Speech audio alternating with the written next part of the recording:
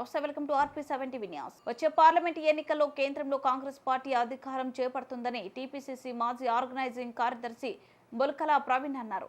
శనివారం సాయంత్రం తుక్కుగూడలో కాంగ్రెస్ పార్టీ ఆధ్వర్యంలో నిర్వహించిన జనజాతర బహిరంగ సభ కార్యక్రమంలో భాగంగా బహిరంగ సభ మీడియా పాయింట్ వద్ద ఆయన మీడియాతో మాట్లాడుతూ కాంగ్రెస్ పార్టీ 5 గ్యారంటీ పథకాలతో ముందుకు వెళ్తుందని, ప్రజల ముందుకు వెళ్తుందని, ప్రజలు కాంగ్రెస్ పార్టీ ప్రవేశపెడుతున్న సంక్షేమ పథకాలను దృష్టిలో పెట్టుకుని కాంగ్రెస్ పార్టీకి ఓటు వేయాలని బొల్కల ప్రవీణ్ కోరారు. జనజాతర సభకు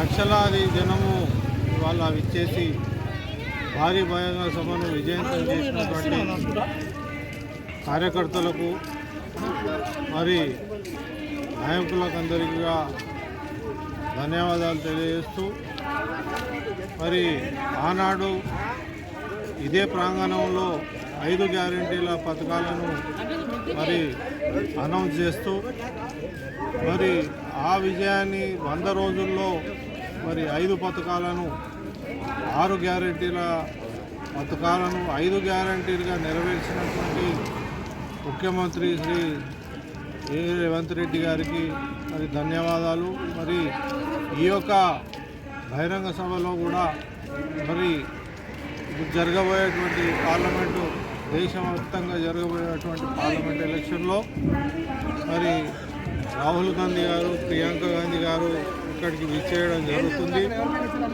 వారి సమక్షంలో ఇవాళ మరి 5 గ్యారెంటీలను మరి కాంగ్రెస్ పార్టీ ఇవాళ ప్రకటించడం జరుగుతూ ఉంది.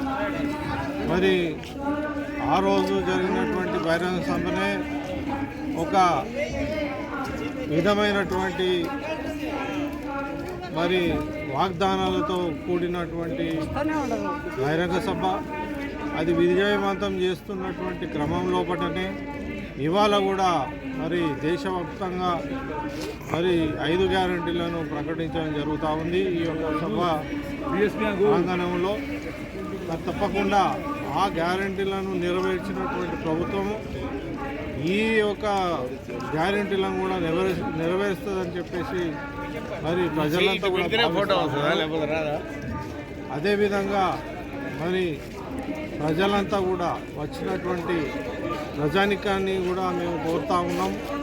ఈ యొక్క గ్యారెంటీలను కూడా గ్రామాన తీసుకుపోయి ఏ విధంగానైతే 6 గ్యారెంటీలను తీసుకుపోయి ఆ రోజు ప్రభుత్వాన్ని మీరు గెలిపించారో తీసుకొచ్చారో అదేవిధంగా ఈ గ్యారెంటీలను కూడా మరి ప్రజానికం మరి గ్రామాన ప్రజలకు తెలియజేస్తూ కాంగ్రెస్ పార్టీకి మరి వెన్నముక్క లాంటి ఉన్నటువంటి కార్యకర్తలు మరి ఈ యొక్క సందర్భంగా మరి ఈ గ్యారెంటీలను, ఈ పథకాలను కూడా గ్రామాలను తీసుకుపోతారని విశ్వసిస్తూ ఈ యొక్క బహిరంగ సభను చాలా పెద్ద ఎత్తున జనం వచ్చారు.